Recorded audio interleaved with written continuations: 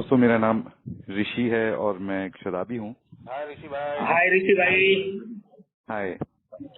हाय ऋषि तो भाई। आज हाय तो आज का जो हमारा टॉपिक है कि मेड अ डिसीजन, ये एक्चुअली थर्ड स्टेप है। Made a decision to turn our will and our life over to the care of God as we understood him. तो आज इस विषय पे मैं एक बार पहले किसी और ग्रुप में शेयर कर चुका हूँ और आज संजय भाई ने कहा कि एक बार इस ग्रुप में हो जाए, क्योंकि पहला दूसरा स्टेप हो चुका है तो फिर तीसरा स्टेप भी कर लिया जाए। तो मैंने कहा चलो फिर, बहुत अच्छा रहा। तो दोस्तों, मेरा जो जीवन है ये, इसमें हर जगह ऐसा मौका आता है, हर जगह ऐसा मौका आता है जहाँ पे ये स्टेप लग सकता है। ये केवल शराब के संदर्भ में लग सकता है ऐसा जरूरी नहीं है। ये जीवन में जो भी समस्या मेरे को सामने आती है, हर मौके पे ऐसा एक चांस आता है जहाँ पे ये स्टेप अप्लाई हो सकता है। और ये स्टेप जो है ये बहुत बड़ा स्टेप है। ये एक ऐसा स्टेप है जिसमें 50% से अधिक दूरी एक कदम में तय हो जाती है। कुछ कुछ कदम ऐसे होते हैं ना जिनमें बहुत बड़ी दूरी तय हो जाती है।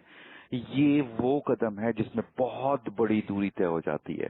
तो ये जो स्टेप है ये बहुत बहुत ज्यादा इम्पोर्टेंट स्टेप है। और ये स्टेप केवल इसलिए नहीं है कि शराब से दूर रहने में मदद करता है, ये जीवन चलाने वाला स्टेप है। ये मेरा जीवन चलाने वाला स्टेप है और ये मेजर स्टेप है। हर सारे के सारे स्टेप, अगर कोई चेन हो, चेन में जितने भी लिंक हैं सारे के सारे इम्पोर्टेंट हैं। एक माला हो, माला के अंदर सारे के सारे फूल इम्पोर्टेंट हैं। इसी प्रकार से सारे स्टेप इम्पोर्टेंट हैं, पर ये जो स्टेप है ना, ये अकेला स्टेप जो है, ये अकेला 50% से अधिक दूरी तय कर देता है। तो ये स्टेप जो है कि मेड अ डिसीजन, हमने निर्णय किया to turn our will and our life over to the care of God. अपने जीवन को और इच्छा को ऊपर ईश्वर की देखरेख में छोड़ने का, जैसा हमने उसे समझा, जैसा ईश्वर अपनी समझ के ईश्वर की देखरेख में छोड़ने का निर्णय किया। तो इसमें तीन इंपॉर्टेंट चीज हैं। पहला इसमें इंपॉर्टेंट चीज है कि मेड अ डिसीजन। ये डिसीजन क्या होता है? मेड अ डिसीजन, हम ऐसी बात करते हैं ना, मैंने डिसाइड किया कि मूवी देखने चला जाऊं, उसके बाद डिसाइड किया कि काफी देर हो गई है, अकेले नहीं जाता, मन अच्छा नहीं लग रहा। मैं डिसीजन लिया कि मैं जीवन में अच्छे से रहूं, पर अगले दिन फिर मेरा मूड खराब हो गया, ऑफिस से कोई कॉल आ गया तो फिर मैं नहीं कर पाया। मैंने डिसीजन किया कि परिवार में थोड़ा सा अच्छा समय बिताऊं, बच्चे के साथ खेलूं, लेकिन मैं काफी थका हुआ था, फिर मैंने ऐसा नहीं किया। तो मेड अ डिसीजन का हम कई बार प्रयोग करते हैं, शब्दों में ऐसे ही प्रयोग करते रहते हैं। जब किसी शब्द का बहुत ज्यादा प्रयोग होता रहता है तो हम उसके पीछे का जो अर्थ होता है कभी कभी उसको ऐसे ही बोलने लगते हैं, ग्रांटेड बोलने लगते हैं, ऐसे आता है चला जाता है। लेकिन मेड अ डिसीजन होता क्या है? तो पहले हम ये देखेंगे कि मेड अ डिसीजन क्या होता है, और दूसरा कि भाई ये turning our life and our will and our life over to the care of God, ये अपनी जीवन और अपनी इच्छा, ये होती क्या है जिसको छोड़ना है हमें ऊपर वाले की देखरेख में, अपनी समझ के ईश्वर की देखरेख में छोड़ना है। तो वो जीवन और वो इच्छा होती क्या है? और तीसरी ये चीज देखेंगे हम कि ईश्वर जो है, मेरी समझ का जो ईश्वर है वो क्या है। तो ये स्टेप जो है, इसमें 3 की वर्ड्स हैं, 3 की फ्रेजेज हैं, वर्ड्स भी नहीं, 3 की फ्रेजेज हैं जिनका समझ मुझे बहुत जरूरी है इस स्टेप को लेने से पहले, एक के संदर्भ में इस स्टेप को लेने से पहले इन तीनों चीजों की समझ मुझे बहुत जरूरी है। तो इसमें सबसे पहला जो मुख्य शब्द है वो है निर्णय किया, मेड अ डिसीजन। तो ये मेड अ डिसीजन होता क्या है? अंग्रेजी भाषा में इसका कहीं ज्यादा अच्छा सही है। डिसीजन का मतलब होता है बाकी की सारी संभावनाएं काट देना। यदि आप पश्चिम में जाना चाहते हैं तो उत्तर की दिशा को भूल जाना, दक्षिण की दिशा को भूल जाना और पूरब की दिशा को भूल जाना। केवल एक ही दिशा रहे और कोई दिशा ना रहे, वो होता है डिसीजन। बाकी की चीजों को डीसाइज कर दिया, बाकी की चीजों को काट काट के अलग कर दिया, वो डिसीजन होता है। एक कहानी बताई जाती है ना, जैसे महाभारत में बताई जाती है कि गुरु द्रोणाचार्य थे, उन्होंने अपने सारे के सारे शिष्यों को बुलाया और एक पेड़ पे एक चिड़िया लटका दी, खिलौने रूपी चिड़िया थी, खिलौना था, और उनसे कहा कि भैया इसकी आंख पे निशाना लगाना है, कहीं और निशाना नहीं लगाना है, इसकी आंख पे निशाना लगाना है। तो पहले राजकुमार को बुलाया, पहले शिष्य को बुलाया, उससे कहा कि तुम्हें क्या दिख रहा है? पहले राजकुमार ने कहा मुझे चिड़िया की पूंछ दिख रही है। कहते हैं रख दो तीर कमान, आगे निकलो। दूसरे को बुलाया कि तुम्हें क्या दिख रहा है, किसी ने कहा मुझे धड़ दिख रहा है, रख दो तीर कमान, निशाना मत लगाओ, आगे निकलो। तीसरे को बुलाया, चौथे को बुलाया, किसी को पेड़ दिखता था, किसी को पूरा का पूरा शरीर दिखता था, किसी को सर दिखता था, किसी को पैर दिखते थे, किसी को पूंछ दिखते थे, किसी को चिड़िया दिखती नहीं थी। बाद में अर्जुन आया, अर्जुन से कहा कि भाई तुम्हें क्या दिख रहा है?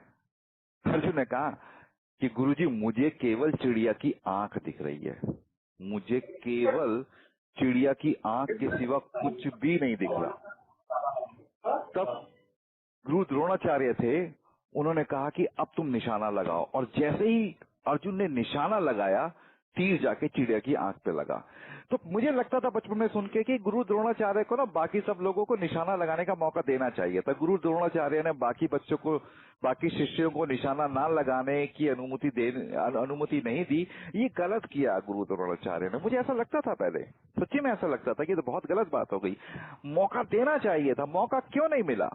पर आज मैं प्रोग्राम में आते आते मेरी समझ जो बढ़ती जा रही है, जीवन का अनुभव भी बढ़ता जा रहा है, उसके बाद मैं समझ पाया हूं कि गुरु द्रोणाचार्य ने बिल्कुल सही किया। अगर निशाना चिड़िया की आंख पे लगाना है तो कुछ और दिखना ही नहीं चाहिए, चिड़िया की आंख के सिवा कुछ भी दिखना ही नहीं चाहिए। अगर किसी को पेड़ दिख रही है, किसी को पूंछ दिख रही है, किसी को धड़ दिख रहा है, किसी को सर दिख रहा है, किसी को कुछ और दिख रहा है, इसका मतलब डिसीजन ही नहीं किया है, डिसीजन लिया ही नहीं है। डिसीजन का मतलब होता है उसके सिवा कुछ देखना नहीं। मेरी जितनी ऊर्जा है, जितना कंसंट्रेशन है, जो भी ध्येय है, वो एक जगह जाके अटक जाए, कुछ और दिखना संभव ही नहीं होना चाहिए। और अगर मेरी आंख कहीं और जा रही है, मुझे कुछ और दिख रहा है, इसका अर्थ मैंने डिसीजन ही नहीं लिया है। तो गुरु द्रोणाचार्य ने किसी को मौका ही नहीं दिया। गुरु द्रोणाचार्य जैसे ये जानते थे अगर निशाना लगाया भी जाएगा तो कहीं और पे लगने वाला नहीं है, निशाने पे लगने वाला नहीं है। और जो लोग आर्चरी करते हैं वो बताते हैं कि जो लोग एक पॉइंट पे निशाना लगाते हैं, वो टारगेट को अपने से 20 मीटर दूर नहीं देखते हैं, वो टारगेट को अपने से 2 मीटर दूर देखते हैं बस, तब निशाना लगाते हैं। 20 मीटर की दूरी पे कोई निशाना नहीं लगाता। वो अपने मन की आंखों में जो उनका टारगेट होता है 30 मीटर दूर, 40 मीटर दूर, उसको वो 2 मीटर दूर, 5 मीटर दूर, 2 मीटर दूर ऐसे देखते हैं। कौन मानसे योगेश घुड़के विजय, आप अपना माइक म्यूट कर देंगे क्या बैकग्राउंड से? तो अब ये जो डिसीजन लेना होता है, ये तो ये हो गया कि अगर चिड़िया की आंख पे निशाना लगाना है तो इसके सिवा कुछ दिखना नहीं चाहिए। और ये स्टेप एक ऐसा स्टेप है जिसमें मुझे डिसीजन लेना है, इसके सिवा फिर कुछ और होना नहीं चाहिए। तो डिसीजन किस चीज का लेना है वो देखेंगे, परंतु डिसीजन लेना क्या होता है कि उसके सिवा कुछ दिखना नहीं चाहिए, उसके सिवा कुछ सोचना नहीं है, उसके सिवा कोई और कल्पना करनी नहीं है, उसके सिवा किसी और चीज का स्मरण नहीं होना चाहिए। डिसीजन ले लिया तो मामला फिनिश, उसके सिवा कुछ दिखना चाहिए ही नहीं। ये तो होता है मेड अ डिसीजन। अब इसमें जो दूसरा कीवर्ड है, वो दूसरा कीवर्ड है कि भाई ये गॉड ऑफ माई अंडरस्टैंडिंग क्या है। भाई ईश्वर अपनी समझ के ईश्वर की देख रेख में छोड़ना है ना डिसीजन, तो देखना पड़ता है ये मेरी समझ का ईश्वर क्या है। ये बहुत इंपॉर्टेंट है, बहुत महत्वपूर्ण है। भाई जिसके हाथ में मैं अपनी गाड़ी की कमान देने जा रहा हूँ, जिंदगी की कमान, आप किसी को अपनी कार चलाने के लिए देते हैं तो पहले देखते हैं ना गाड़ी चलाना जानता है या नहीं जानता, टक्कर मारने वाला ड्राइवर तो नहीं है, कहीं एक्सीडेंट तो नहीं कर देगा, कहीं अपनी जान और गाड़ी की जान दोनों खतरे में तो नहीं ला देगा। जानने से पहले देखते हैं ना। भाई डॉक्टर के यहाँ भी जाते हैं केवल बुखार का इलाज कराने, पहले देखते हैं ना डॉक्टर भी एमबीबीएस है, अच्छा डॉक्टर है नहीं है, उसके बाद ही देते हैं ना। तो अपने जीवन को और अपनी इच्छा को देने वाले हैं, इतनी बड़ी चीज को देने वाले हैं, इतनी बड़ी चीज को देने वाले हैं, तो उससे पहले देखेंगे नहीं कि भाई ये ईश्वर जो है, मेरी समझ का जो ईश्वर है वो कैसा ईश्वर है। तो मैं अपने संदर्भ में बताता हूँ, पहले मैं सोचता था, मेरे मन में कई बार प्रश्न होते थे कि ईश्वर है भी या नहीं है, लेकिन आज मेरे मन में कोई इस तरह का प्रश्न नहीं रहा कि ईश्वर है या नहीं है। आज मेरा प्रश्न ये हो गया है कि मैं हूं या नहीं हूं। ये मैं अपने संदर्भ में बता रहा हूं। पहले मेरा प्रश्न यही रहता था कि ईश्वर है या नहीं है, क्या भरोसा, कभी ईश्वर से मिले तो है नहीं, कभी बात तो हुई नहीं है, कभी चमत्कार देखा नहीं है सामने। हो सकता है केवल एक कहानी हो। जंगल में मोर नाचा किसने देखा? हो सकता है जो लोग भूत बोल रहे हैं कि मैंने ईश्वर से साक्षात्कार किया, मैं ईश्वर से मिला, मुझे ईश्वर का मिरेकल देखने को मिला, केवल बातें हो सकता है बस एक कोइंसिडेंस हो, अकस्मात हो गया हो, ये सामने वाला व्यक्ति झूठ बोल रहा हो। तो ईश्वर है या नहीं है, ये तो बहुत वैलिड क्वेश्चन है। और मेरा तो सालों तक ये क्वेश्चन रहा कि ईश्वर है भी या नहीं है। मैं दुनिया को देखता था, मंदिर में जाते थे, पूजा करते थे, परेशान भी रहते थे। मेरे खुद के जीवन में ऐसा हुआ था, मैं केवल 4 साल का था, मेरे पिता की मृत्यु हो गई। मुझे लगता था किस प्रकार का ईश्वर ऐसा काम करेगा। इतनी लड़ाई हो रही थी, बाढ़ आ रही थी, इतनी परेशानियां आ रही थी, दुनिया भर की चीज तो हो रही थी, तो ईश्वर है भी या नहीं, ये एक बहुत बड़ा प्रश्न था मेरे सामने। अब मुझे पता है कि अमेरिका एक कंट्री है, एक इंजेक्शन, मतलब जो दवाइयां हैं ये हैं, नौकरी है, क्योंकि इनको मैं अपने अनुभव में महसूस कर सकता हूं, कम से कम इसका कंफर्मेशन तो है। पर ईश्वर है या नहीं है, इसका मुझे क्या पता। कई सालों तक मेरी खोजबीन चलती रही, लेकिन आज मेरा जो प्रश्न है ना, ये नहीं रह गया कि ईश्वर है या नहीं है। आज मेरा प्रश्न ये रह गया है कि मैं हूं या नहीं हूं। मैं अक्सर इस एग्जाम्पल को देता भी हूं, जहां मैं टेरेस पर बैठा हूं, मैं मेरा रूम के सामने जो टेरेस है, उस टेरेस के पीछे 4 पेड़ हैं, 4 वृक्ष हैं। मुझे उनकी जड़ बिल्कुल नहीं दिख रही। यहां से बैठने में जड़ जमीन के नीचे है, ये मुझे पता है, पर दिख बिल्कुल भी नहीं रही, मैं देख नहीं सकता। पर यदि आप मुझसे पूछें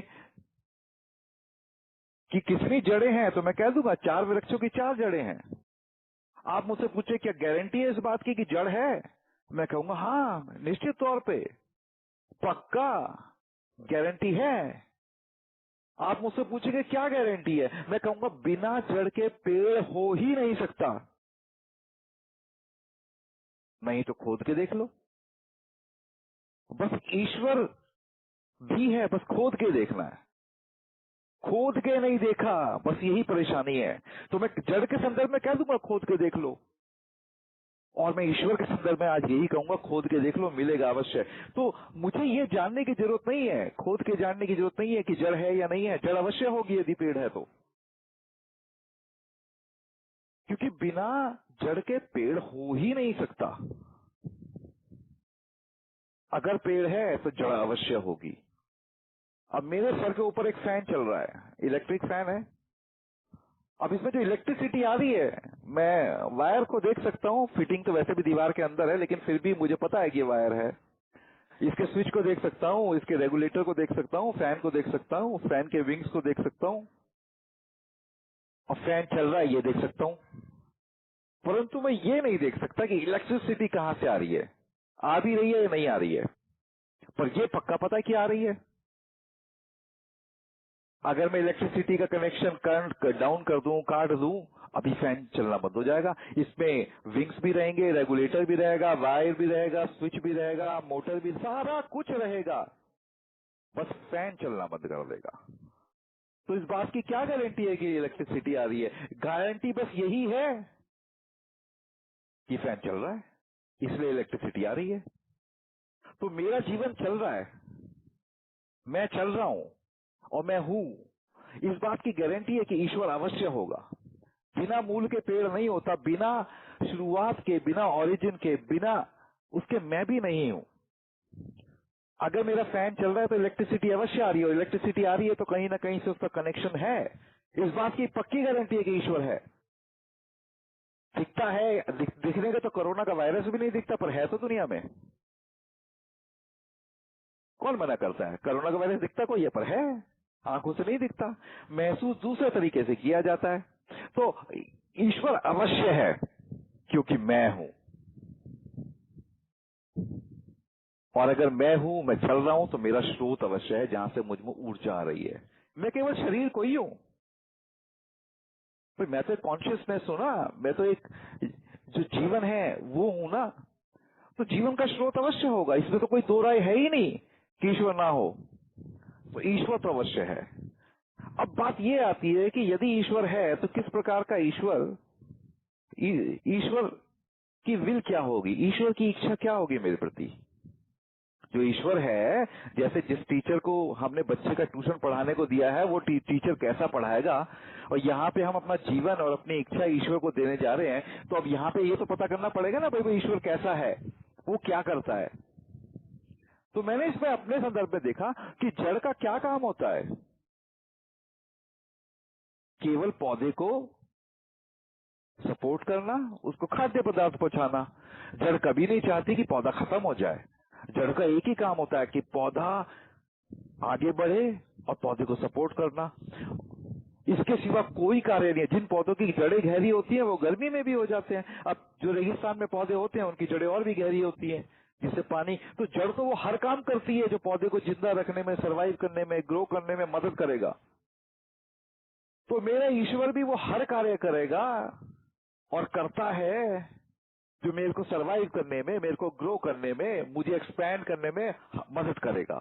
ईश्वर का इसके प्रति कोई, इसके अलावा कोई और ध्येय है नहीं। मेरे प्रति ईश्वर का जो कार्य है यही है कि मैं कैसे ग्रो करूं, मैं कैसे सरवाइव करूं, मैं कैसे आनंद उठाऊं। इसके सिवा ईश्वर का कोई ध्येय है नहीं कि मेरी ग्रोथ कैसे हो, मेरा सर्वाइवल कैसे हो, मेरा एक्सपेंशन कैसे हो। जैसे कि एक जड़ यही चाहती है पेड़ से कि ग्रोथ कैसे हो, एक्सपेंशन कैसे हो, इसी प्रकार ईश्वर इसके सिवा कुछ और चाहता है नहीं। इसके सिवा ईश्वर कुछ चाह भी नहीं सकता। ईश्वर का कोई और कारण ही नहीं है। तीसरा प्रश्न ये आ जाता है, इसी संदर्भ में आ जाता है कि क्या ईश्वर ऐसा कर पाएगा? क्या ईश्वर मुझे सरवाइव, मुझे आनंद देना, मेरी ग्रोथ करना, मेरा एक्सपेंशन कर पाएगा? बहुत वैलिड क्वेश्चन है ये कोई बेकार का क्वेश्चन नहीं है, प्रैक्टिकल क्वेश्चन है। ऐसे क्वेश्चन तो पूछने चाहिए हमें अपने साथ। हमारी प्रॉब्लम ये है, ईश्वर की हमारी जो खोज है वो इसीलिए कमजोर रह गई कि हमने उस बारे में प्रश्न नहीं किए। हमने न्यूक्लियर साइंस के बारे में बहुत प्रश्न करे, एक वायरस के बारे में बहुत प्रश्न करे, पर ईश्वर जो हमारा मूल है, हमने उसके बारे में प्रश्न करना ही बंद कर दिया। ये सारा का सारा ठेका हमने मंदिर, मस्जिद, गुरुद्वारा वालों को दे दिया, चर्च वालों को दे दिया। हमने तो खोजबीन करनी ही बंद कर दी इस विषय में। तो क्वेश्चन बहुत वैलिड है, क्या भगवान मेरी मदद कर पाएगा? क्या उसके पास इतना माता है, इतना मटेरियल है, इतना? तो आज मैं देखता हूँ कि मेरा बेटा है, 10 साल का है, अगर मैं उसे रेस्टोरेंट लेके जाऊंगा तो मैं इंतजाम करके लेके जाऊंगा कि वो रेस्टोरेंट में जाए और खाए, और जो भी खाए मैं उसका पे ऑफ कर दूं। उतना इंतजाम करके लेके जाऊंगा। अगर वो इंतजाम नहीं होगा तो मैं उसे रेस्टोरेंट लेकर भी नहीं जाऊंगा। मैं बिल्कुल नहीं चाहूंगा कि मैं अपने बेटे को लेके जाऊं, वो दूसरों का मुंह ताके, देखे कि दूसरे कैसे खा रहे हैं, खुद गिलानी में आए। कभी नहीं चाहूंगा ऐसा। इंतजाम कर कर ही लेके जाऊंगा। तो ईश्वर अगर मुझे जन्म लेके लाया है ना इस दुनिया में, तो माँ बाप तो एक जरिया भर है ना। जो पानी नहर से निकलता है वो नहर का नहीं होता, वो आता कहीं और से और जाता कहीं और है।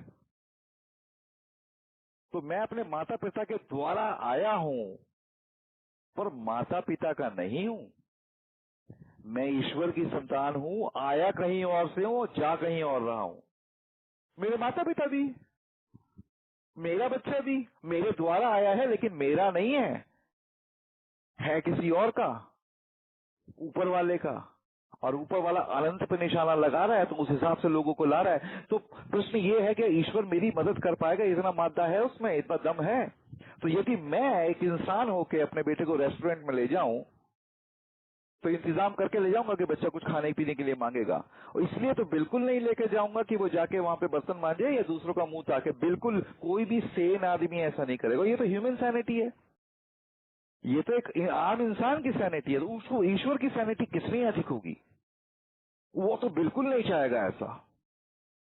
और अगर इस जीवन में लेकर आया है ना, तो जैसे बच्चे को मैं रेस्टोरेंट में लेके गया और उसकी जो भी वो मांग सकता है उसका इंतजाम करके लेके गया, तो ऊपर वाला भी जो मैं आज इस जीवन में मांग सकता हूं, मैं जो भी इस जीवन में मांगू, खुशी मांगू, प्यार मांगू, पैसा मांगू, जो भी मांग सकता हूं, उसका इंतजाम करके लाया है। अब ये संभव है कि मैं तो अपने बेटे को लेके जाऊं और बेटा कहते मैं नहीं खाऊंगा मिठाई, मैं नहीं खाऊंगा पिज्जा, मुझे पसंद नहीं है। वो हो सकता है, वो संभव है कि मैं जीवन में कहता हूं मैं ये चीज नहीं करूंगा, मुझे वो चीज नहीं चाहिए। मैं खुद ही डिनायल कहते हो ना आप, एक चीज डिनायल शराब के प्रति बोलते हो, लेकिन डिनायल काफी और चीजों में होता है।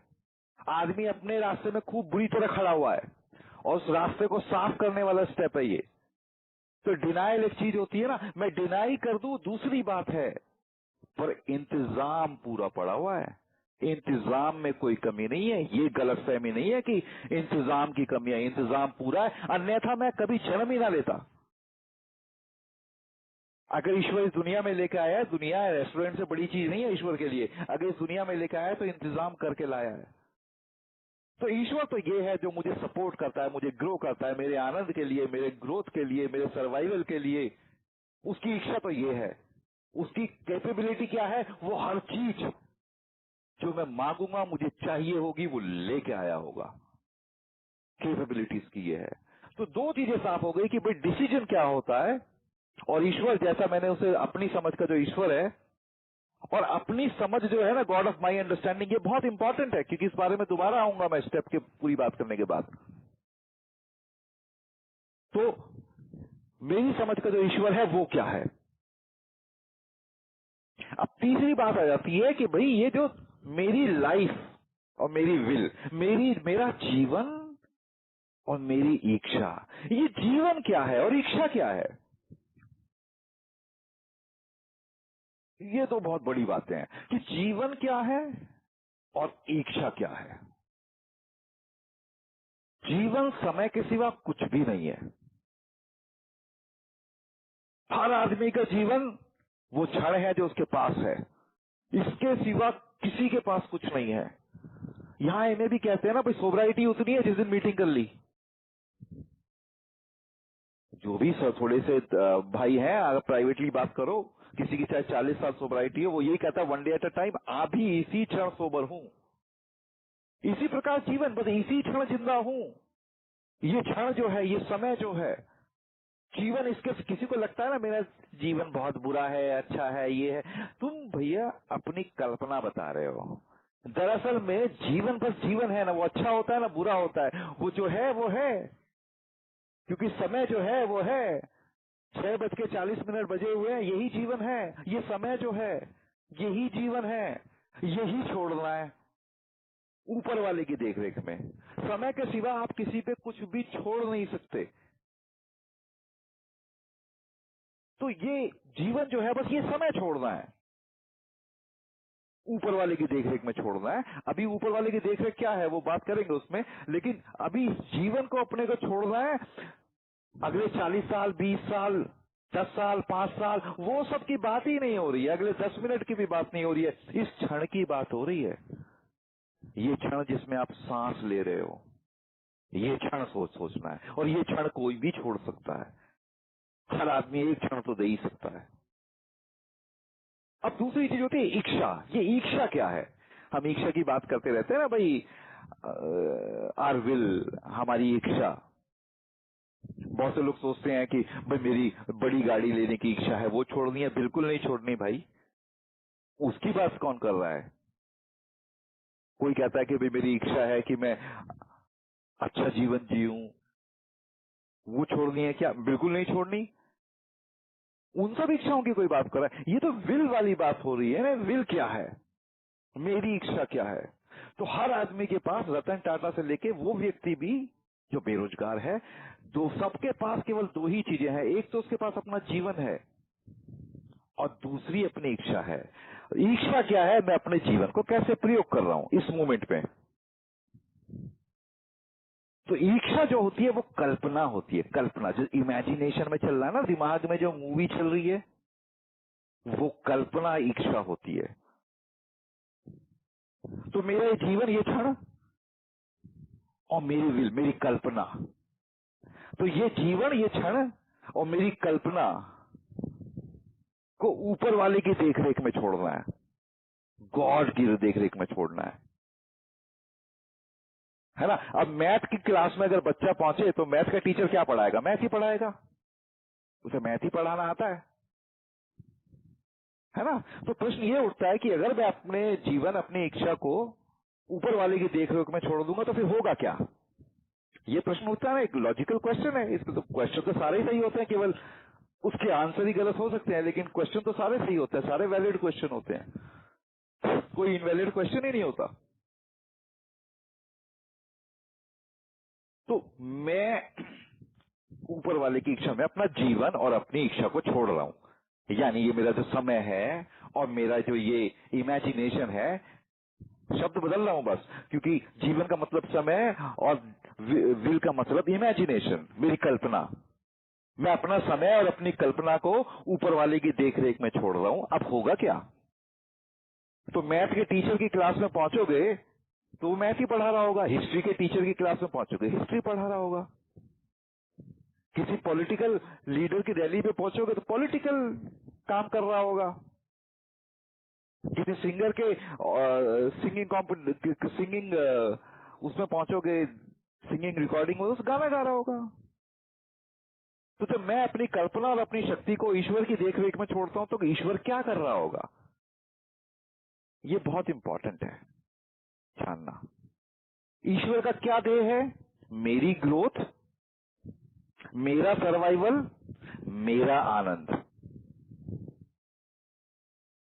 मेरी ग्रोथ, मेरा सर्वाइवल, मेरा आनंद।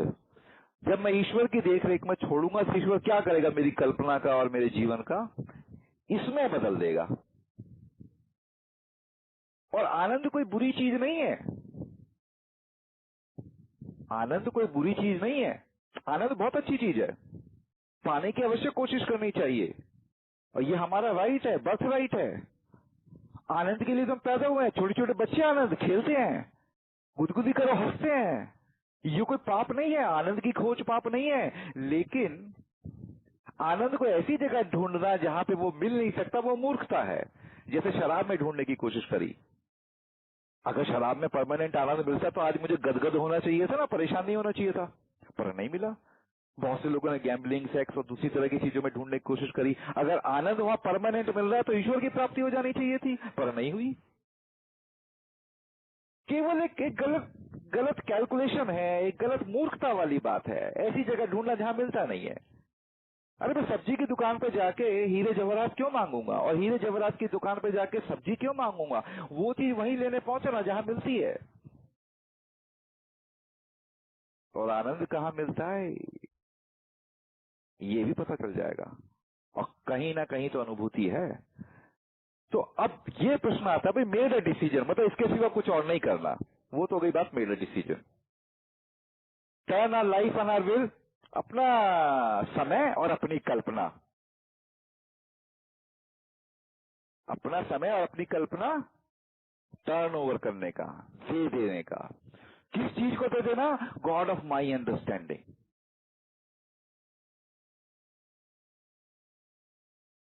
उस ईश्वर को दे देना जो मेरी अंडरस्टैंडिंग का ईश्वर है। बहुत से लोग कहते रहते हैं ना, यार मुझे 24 घंटे एंग्जाइटी रहती है, क्योंकि उसका गॉड ऑफ अंडरस्टैंडिंग जो है ना, वो यही है। उसका जो गॉड है, उसको गॉड को ले, आदमी को अपने ऊपर कभी शक नहीं होता, आदमी को अपने ऊपर कभी शक नहीं होता, इंसान को अपने ईश्वर पे ही शक होता है। बहुत से लोग कहते हैं ना कि भैया गम उठाने के लिए मैं तो जिए जाऊंगा। उसको लगता है कि उसका ईश्वर गम देता है, उसको लगता है कि गम सही चीज है। बहुत से लोग कहते हैं ना, यार मैं आजकल बहुत परेशान हूं क्योंकि शरीफ आदमी हूं, मैंने और शरीफ आदमी अक्सर परेशान होते हैं। भाई तूने तो ईश्वर की परिभाषा ऐसी रखी है कि शरीफ ईश्वर जो होता है वो शरीफ आदमी को परेशान करना परमिट कर देता है। ईश्वर जो है वो इस बात की आज्ञा दे देता है कि शरीफ आदमी परेशान हो, बल्कि इस बात का ऑर्डर दे देता है कि शरीफ आदमी परेशान हो, तो इसलिए परेशान है। तो प्रॉब्लम ईश्वर के साथ नहीं है, ईश्वर तो शक्ति है, जो तू मांगेगा कर देगा। तो तेरी परिकल्पना, गॉड ऑफ माई अंडरस्टैंडिंग, ए में इतना इंफेसाइज होता है ये चीज। लिखने वाले जो है हमारे, जो भी जिन्होंने स्टेप्स लिखे हैं, वो ये भी तो लिख सकते थे कि भाई made a decision to turn our will and our life over to the care of God, of my understanding नहीं लिखते उसमें। मेरी समझ के ईश्वर की बात ही नहीं करता ये। पर मेरी समझ के ईश्वर की बात यहाँ पे इसलिए हो रही है कि जिसकी देख रेख में सोच रहा हूं, छोड़ रहा हूं, वो कैसा है, वो बिल्कुल वैसे ही है जैसे मेरी अंडरस्टैंडिंग है। कोई आदमी कहता है ना मेरे जीवन में यार बहुत कठिनाइयां रही हैं, जीवन में हमेशा परेशानी रही है। दरअसल जीवन में परेशानी रही है ऐसा नहीं है, उसकी जो सोच है ना अपने ईश्वर की,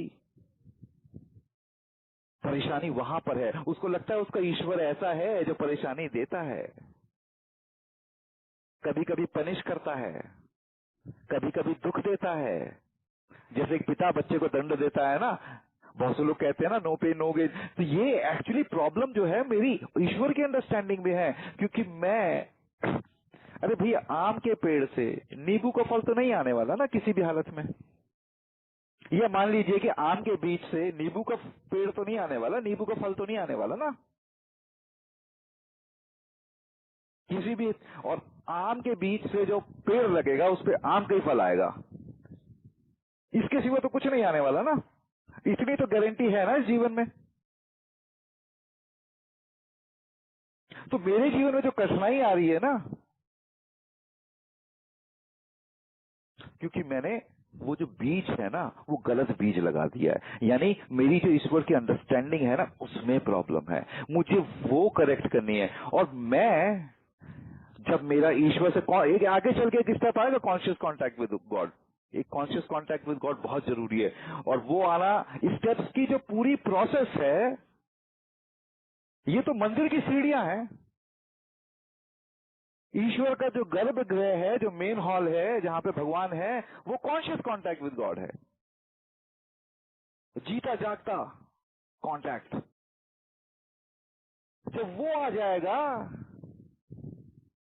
तब जो स्टेप्स है ना इनका पूरा हो जाएगा, जो पर्पज है ना पूरा हो जाएगा। ये अलग बात है कि दोबारा मंदिर आऊंगा, दोबारा सीढ़ियां चढ़नी पड़ेंगी, वो दूसरी बात है। लेकिन स्टेप्स का जो पर्पज है वो कॉन्शियस कांटेक्ट ऑफ गॉड है, विद गॉड है।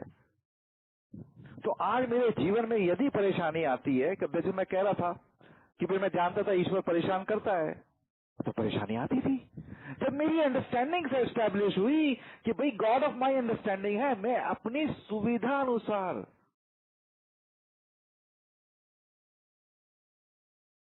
अपनी सुविधा अनुसार ये तय कर सकता हूं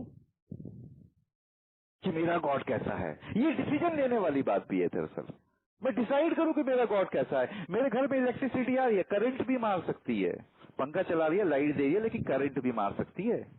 उस इलेक्ट्रिसिटी जिससे भोजन बनता है, उससे आदमी का भी भोजन बन सकता है, आदमी को भी फूक सकती है। तो ईश्वर की जो ताकत है ना, उसको अगर मैंने गलत जगह फिट कर दिया तो क्या होगा। तो जो ये एम है, एक्चुअली मेरे को लगता है कि कराना चाहिए, स्टेप 2 के दौरान ही कराना चाहिए, बल्कि कि भाई ये गॉड ऑफ माई अंडरस्टैंडिंग क्या है। गॉड जो है वो तो शक्ति है, वो तो हर कुछ संभव कर देगी। तेरी अंडरस्टैंडिंग क्या है, तेरे को क्या करवाना है गॉड से। तेरे को सोबराइटी चाहिए, बहुत से लोग आते हैं कहते हैं रिलैक्स हो गया, मेरे दिमाग में ख्याल आने लगे, ध्यान भटक गया, है ना। तो भाई तूने, तेरा गॉड ऑफ अंडरस्टैंडिंग जो है ना वहां पे थोड़ा सा उसके देख रेख में छोड़ा नहीं है, या फिर उसकी अंडरस्टैंडिंग में ही गलत है। तुझे लगता है कि गॉड तुझे इस तरह के ख्यालों से बचा नहीं सकता, तेरा गॉड, तेरी अंडरस्टैंडिंग वाला गॉड, तू गिर गया। तो गॉड पावर जो बहुत अच्छी पावर है, उसे यूज भी तो करना है। ये एक का प्रोग्राम जो है ना वो गॉड पावर को यूज करने का प्रोग्राम है। तो बल्कि अगर मैं पर्सनली तो सजेस्ट करता हूं, और ये भी कहना बुरी बात नहीं है कि आई प्रे टू गॉड इन मी, मैं भी तो ईश्वर का अंश हूं ना, ईश्वर की पावर मेरे रोम रोम में है। तो जो ये जो भगवान काम वाम में मदद नहीं करता, भगवान करियर में मदद नहीं करता, भगवान रिलेशनशिप में मदद, अबे तेरी अंडरस्टैंडिंग खराब है भाई।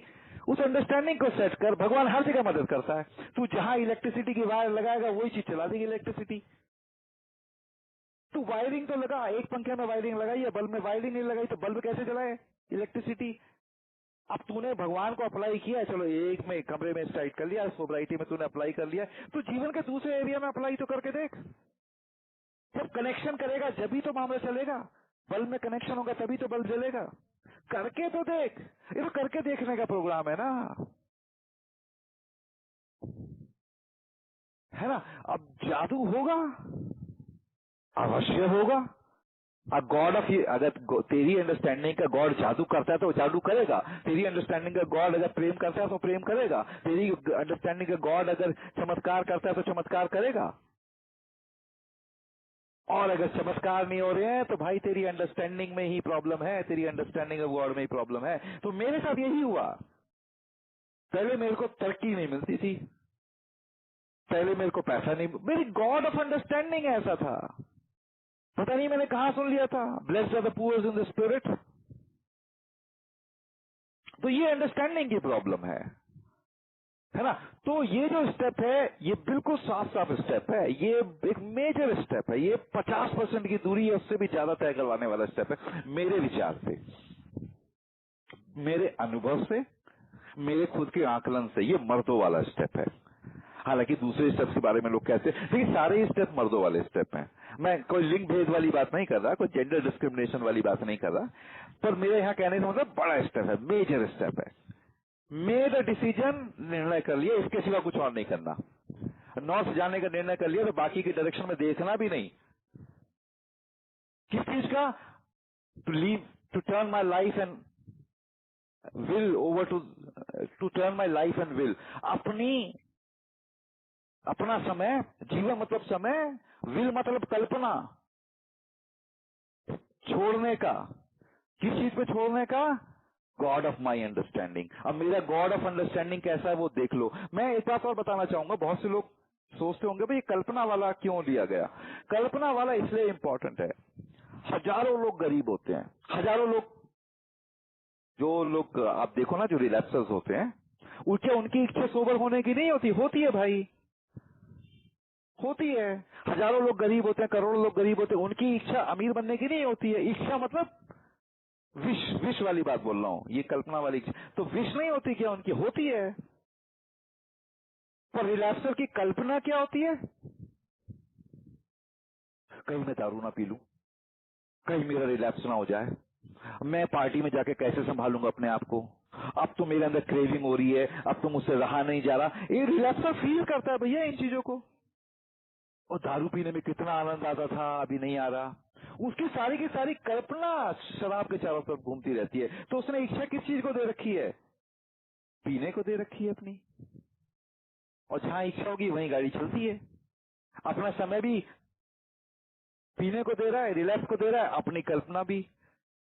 तो उसका जो गॉड है वो उसे रिलैक्स से बचा नहीं सकता, सोबर नहीं करने वाला गॉड है ना। गरीब आदमी जो होते हैं, इच्छा तो उनके विश तो होती है कि मेरे अंबानी जितना पैसा हो तो मैं ये कर दूंगा। कल्पना क्या होती है?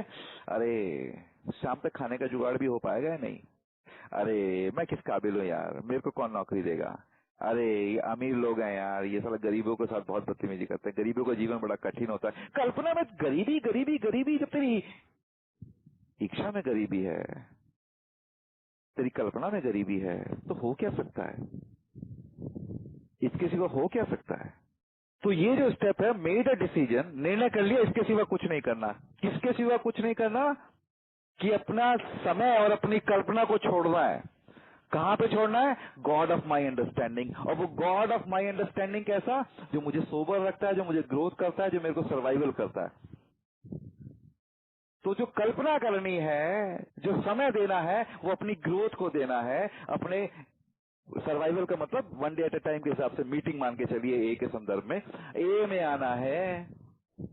तो अपना समय और अपनी कल्पना उन चीजों को देनी है जो सोबर जिंदगी, जो happy joyous and free life है ना, उसको कल्पना देनी है। रिलैप्स के बारे में सोचना भी नहीं है, वरना स्टेप 3 नहीं हुआ है। रिलैप्स का खतरा है या नहीं है वो भी नहीं सोचा। एक आदमी कहता है कि 28 सिग्नल होते हैं रिलैप्स के, वो भी नहीं सोचना कि कितने सिग्नल होते हैं। क्योंकि स्टेप 3 ले लिया ना, turn our life and will over to the care of God as we understood him, तो ये मेड अ डिसीजन कर लिया ना, और कुछ दिखना नहीं चाहिए अब। तो happy, joyous and free life को अपना समय देना है और अपनी कल्पना देनी है, और उसका डिसीजन कर लेना है, इसके सिवा कुछ नहीं करना। अब यही करना है ना। एक मैं अक्सर पढ़ देता हूँ यार, तुम लोगों को भी सुना दिया होगा 2-3 बार तो मैंने। मैं एक ट्रक होता है लंबा वाला, 6 पहियों वाला, उसके डीजल टैंक लंबा सा होता है, उस पर हिंदी में 2 लाइनें लिखी हुई थी, शेर तो नहीं कहूंगा, हालांकि मुझे शायरी का शौक है, लेकिन फिर भी उस 2 लाइनें लिखी हुई थी मुझे बहुत अच्छी लगी। तो उसमें लिखा था कि हर वजह पे मरने वाले आदमी, हर कारण पे मरता है ना, हर कारण के लिए तैयार है ना, प्रमोशन के लिए जान देने को तैयार है, नौकरी बचाने को जान देने को तैयार है, दुश्मनी को जान देने को, हर कारण के लिए मरता है ना इंसान। मरने का अर्थ ये नहीं है कि आत्महत्या कर लेता है, ये जान दे देता है। जो समय दे रहा है वो जीवन ही दे रहा है एक तरीके से अपना। तो हर वजह पे मरने वाले कभी बेवजह भी मर के देख, बहुत तमाशे करके देखे, एक ये तमाशा करके देख। तो ये मुझे बहुत अच्छा लगता है। एक बार आप स्टेप 3 करके देखिए, ये करके देखिए, ये इतना बड़ा स्टेप है, जीवन पता नहीं क्या क्या तय कर जाओगे, क्या क्या तय हो जाएगा, जीवन की सराउंडिंग ही चेंज हो जाएंगी। बहुत बड़ा स्टेप है। मैं पर्सनली बोल रहा हूं आपको, ये स्टेप जो है, ये मान लीजिए आप घाव था, घाव लेके आए डॉक्टर के पास, डॉक्टर के पास एक ऐसा मरहम है, एक ऐसा बाम है, वो किसी भी घाव पे लगा दो घाव को ठीक कर देता है। ये वो स्टेप है। एनालिसिस सब दूर होता रहेगा, ये विश्लेषण बाद की बातें, ये तो वो मरहम है जहां लगा दिया वहीं पे हील हो जाएगा, उसी बीमारी को ठीक कर देगा। बस वो God of my understanding made a decision life and, तो ये हमेशा गॉड ऑफ माई अंडरस्टैंडिंग को एस्टैब्लिश करो। क्या है मेरी समझ गॉड के बारे में, मेरे गॉड से मुझे क्या चाहिए, फाइनली उसको एस्टैब्लिश करो। ये लिख, जो आप चाहो तो लिख लो तो बहुत अच्छा रहेगा। मेड अ डिसीजन, तो समझ गए कि भाई किसी और दिशा में सोचना नहीं है। क्या नहीं सोच, क्या छोड़ना है, अपना समय और अपनी कल्पना छोड़नी है, लाइफ एंड विल। किसके हाथों में छोड़नी है? God of my understanding. उस माई अंडरस्टैंडिंग को ठीक कर लो, फिर आपकी लाइफ और आपकी विल उसी अंडरस्टैंडिंग के अकॉर्डिंग होनी चाहिए, उसी गॉड के अंडरस्टैंडिंग के अकॉर्डिंग होनी चाहिए, उसके सिवा कुछ और नहीं सोचना। तो मान लीजिए कोई आदमी बेरोजगार है, उसने अपनी लाइफ और अपनी जो कल्पना है, अब ये प्रैक्टिकली बता रहा हूं, मान लीजिए कोई भाई बेरोजगार है, 2 मिनट और लूंगा फिर मैं फिनिश कर दूंगा। कोई भाई बेरोजगार है, ए में आ रहा है, अब उसको क्या चाहिए? Happy, joyous, free, useful life. तो वो तो पहले ईश्वर हैप्पी, जॉयस, फ्री और एक अच्छी यूजफुल लाइफ पॉसिबल बनाता है, ये देने की कोशिश करता है, पॉसिबल बनाता है। गॉड की अंडरस्टैंडिंग सेट करनी है। उसके बाद मेड अ डिसीजन कर लो कि अपनी कल्पना और अपना समय किस चीज को देना है, कि मैं हैप्पीली, यूजफुली एम्प्लॉयड हूं।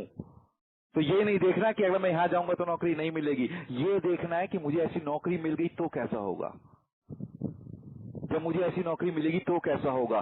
कल्पना क्या रखनी, समय उस चीज को देना है और ऐसी नौकरी के लिए तैयारी करनी है। अब सोब्राइटी है, सोब्राइटी को जीवन देना है, तो सोब्राइटी के सिवा कुछ और सोचना नहीं है। रिलैक्स विलैक्स ना जाना है, ना सोचना है, ना कल्पना में रखना है। रिलैक्स पहले कल्पना में ही होता है, वैसे बता दूं आपको, और कहीं नहीं होता। सबसे पहले कल्पना में होता है। जो स्लिप होता है ना, वो भी कल्पना में होता है। पहले अंदर से डिजायर रहती है, जिंदगी तो वही लेके आती है जिस चीज की डिजायर होती है। सोबर जिंदगी जीनी है, हैप्पी जिंदगी जीनी है, कल्पना में इसको रखना है। अपने आप को fake it to make it एक है ना, बस एक्टिंग करो। ईश्वर की दिशा में उठाया हुआ हर कदम सही कदम है। भूल जाओ क्या सही है क्या गलत है। जब तक तुम खुद को नुकसान नहीं पहुंचा रहे, किसी और को नुकसान नहीं पहुंचा रहे, हर कदम सही है। प्रेम की दिशा में बढ़ाया हुआ हर कदम धार्मिक है। आपका रिलीजन कुछ भी हो, हिंदू, मुस्लिम, सिख, ईसाई, लेकिन प्रेम की दिशा में बढ़ाया हुआ हर कदम वैलिड है। तो sober, happy, joyous and free जिंदगी जीनी है। कल्पना में वो लिखो कि मैं सोबर हूं यार। एक भाई से कह रहा था 20 दिन में 2 बार रिलैक्स हो गया। मैं कहा भाई रिलैक्स की बातें मत कर, ये क्या 20 दिन में 18 बार सोबर रहा, वो कल्पना चेंज कर, क्योंकि स्टेप्स भी वही है, made a decision to turn our will over to the care of God as we understood him. अपनी जो समय है वो 18 दिन की सोबराइटी होते है जो तूने करी है, ये आज सोबर है, और कल्पना जो है वो 18 दिन की सोबराइटी होते है कि सोबर रहा तो कितना अच्छा लगा। ये बहुत बड़ा स्टेप है। तो दोस्तों बाकी मैं आप लोगों के प्रश्न जो प्रश्न होंगे उनको उत्तर देने की चेष्टा करूंगा, और थैंक यू वेरी मच।